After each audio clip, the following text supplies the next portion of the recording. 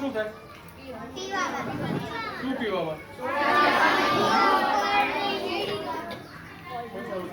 તો તમે બહાર નીકળો ભૂલી જાઓ.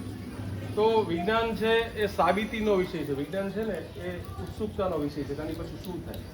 બધા વિષયો સારા છે પણ વિજ્ઞાન અને ગણિત એવા છે કે તમને અંદરથી ઉત્સુકતા જગાડે. તો આ હેન્ડ્સ ઓન એક્ટિવિટી છે. આપણે જાતે પ્રયોગ કરશું ને સિદ્ધાંત સુધી પહોંચવાનો પ્રયત્ન કરીશું. હવે તમારી પાસે જે સ્ટ્રો છે ને આ રીતે બે ભાગ આમ કાપ્યું છે અને એક આ રીતે કાપ્યું છે. આવો આકારનું છે ને સ્ટ્રો તમારે. બરોબર. હવે તમારે શું કરવાનું છે?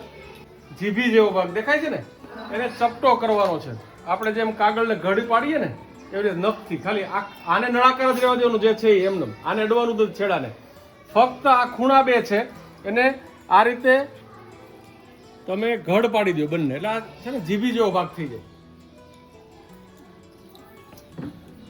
બે ભાગ છે આમ દબાવી દો સામ અને નખથી આમ ઘડી પાડી દો એમ.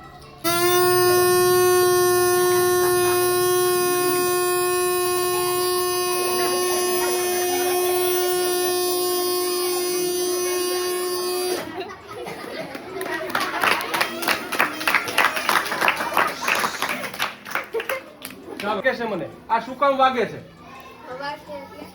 હવા તો છે જ બેટા. વાગે છે શું કામ? હવા તો અહીંથી મારું છું. કેમ નથી વાગતું? અહીંથી વાગશે. હારો બીજા બે પ્રશ્ન લઈ લો.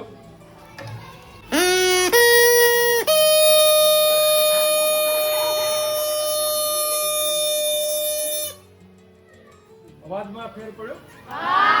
ચાલો બે કારણો. એક તો વાગે છે શું કામ અને અવાજમાં શું ફેર પડ્યો? તો શું કામ પડે છે? અવાજમાં એટલા માટે ફેર પડ્યો કે સળી લાંબી હતી એટલે એનથી ટૂંકી કરી નાખી થોડી. સરસ. આ દીકરાને તાળી દેવા જાવ. ચાલો એક જવાબ મળ્યો કે અવાજમાં વાગે છે શું કામ?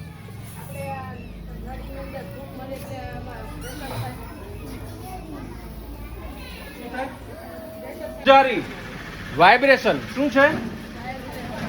વાઇબ્રેશન ધ્રુજારીને કારણે એનો વોઇસ નીકળે છે. એટલે અવાજ આપણે જે સાંભળીએ છીએ ને એ હું જે બોલું છું ને એ મારી સ્વરપેટીમાંથી કંપન થાય છે. ધ્રુજારી છે એટલે તમે સાંભળી શકો. જે વસ્તુમાં ધ્રુજારી નથી એનો વોઇસ નથી એટલે તમે સાંભળી શકતા નથી. જેમાંથી કંપન નીકળે છે એ બધું તમે સાંભળી શકો છો. સાંભળી શકો. તો જેમાં આપણે આપણો કાન બંધ કરી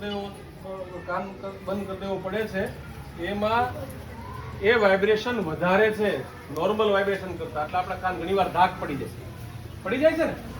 તો આ વાઇબ્રેશનનો સિદ્ધાંત સમજાવવા માટે પહેલા આપણા તમે નહીં પણ અમારા પૂર્વજોના સમયમાં મેં જોયું છે પીપળાના પાનમાંથી આવી બધી સીટી વિસલ બનાવતા.